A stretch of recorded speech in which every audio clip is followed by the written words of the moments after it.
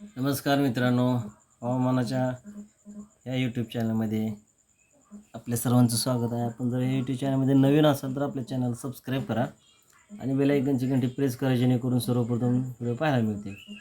मित्रांनो, आपण बघू शकता की जो बंगालच्या उपमहासागरात हवामानाचा जो सर्कल तयार झालेला आहे आणि मान्सूनची स्थिती जी तयार झालेली आहे, ती सद्यस्थिती आपण बघू शकता की केरळच्या दिशेने येण्यास वातावरण पोषक झालेलं आहे.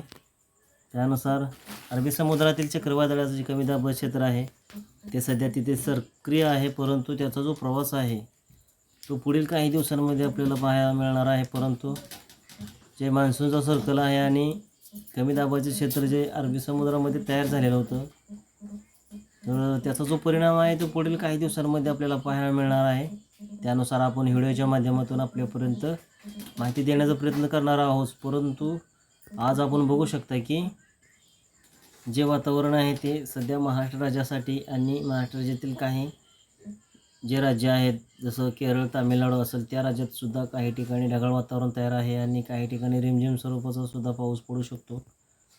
तर आपण बघू शकता की महाराष्ट्र राज्यातील लातूर, बार्शी, बीड हा जो भाग आहे या भागामध्ये सुद्धा काही ठिकाणी ढगाळ वातावरण आहे, तर काही ठिकाणी विजांच्या कडकडाटासह वादळी पाऊस हलक्या स्वरूपाचा का होईना पडू शकतो आणि त्या भागामध्ये वादळी पाऊस हा होऊ शकतो. तर आपण अकोल्या साईडला बघितला तर अकोल्या साईडला सुद्धा छत्रपती संभाजीनगर, नाशिक हा भागात सुद्धा काही ठिकाणी वादळी वाऱ्यासह हलक्या स्वरूपाचा पाऊस हा पडू शकतो. तर नांदेड लगेतील जो वाशिम आणि नांदेडचा काही भाग आहे तर त्या भागामध्ये सुद्धा ढगाळ वातावरण तयार आहे, तर त्या ठिकाणी सुद्धा वादळी वाऱ्यासह रिमझिम स्वरूपाचा पाऊस हा पडू शकतो. तर आपण बघू शकता की नागपूर, अकोला हा जो भाग आहे तर त्या ठिकाणी सुद्धा ढगाळ वातावरण तयार आहे आणि त्या ठिकाणी सुद्धा रिमझिम स्वरूपाचा पाऊस हा होऊ शकतो.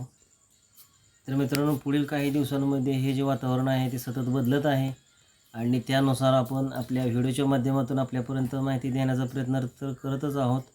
परंतु आपण आपल्या चॅनलला नक्की सबस्क्राईब करा आणि आपल्या शेतकरी बांधवाचं एक हे यूट्यूब चॅनल आहे, त्यासाठी आपल्या सपोर्टची गरज आहे. तर मित्रांनो, आपण चक्रीवादळाच्या ज्या काही माहितीनुसार आपण अरबी समुद्रात कमी दाबाचं जे क्षेत्र तयार झालेलं आहे तर त्यानुसार आपण आपल्यापर्यंत माहिती हा देण्याचा प्रयत्न करणार आहोत. परंतु सध्याच ते आपण बघू शकता की मान्सूनला आणखी वेळ आहे आणि अरबी समुद्रात जे कमी दाबाचं क्षेत्र आहे ते सुद्धा सक्रिय आहे, तर त्याचाच परिणाम पुढील काही दिवसांमध्ये आपल्याला पाहायला मिळणार आहे. परंतु ते चक्रीवादळ महाराष्ट्रातून जाणार आहे की कर्नाटकातून किंवा केरळच्या दिशेतून ह्याचा काही अंदाज अद्यापही हवामान विभागाच्या माहितीनुसार आपण आपल्यापर्यंत सांगू शकणार आहोत. तसेच आपण जे मान्सूनचा जो प्रवास आहे तो केरळच्या दिशेने येऊ शकतो, परंतु हे दोन्ही सर्कल जो तयार झालेला आहे तर त्यानुसार त्याच्यात जो बदल होतो तो बदल व्हिडिओच्या माध्यमातून आपल्यापर्यंत देण्याचा एक प्रयत्न करणार आहोत.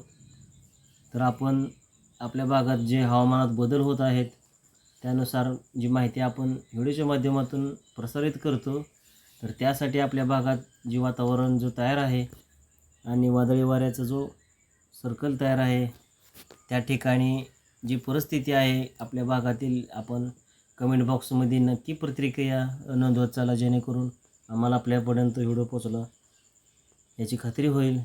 तर त्यासाठी आपल्या चॅनल आपली सपोर्टची गरज आहे. आपल्या चॅनलला आपण नक्की सबस्क्राईब करा. तर धन्यवाद मित्रांनो, आपला दिवस शुभ असो.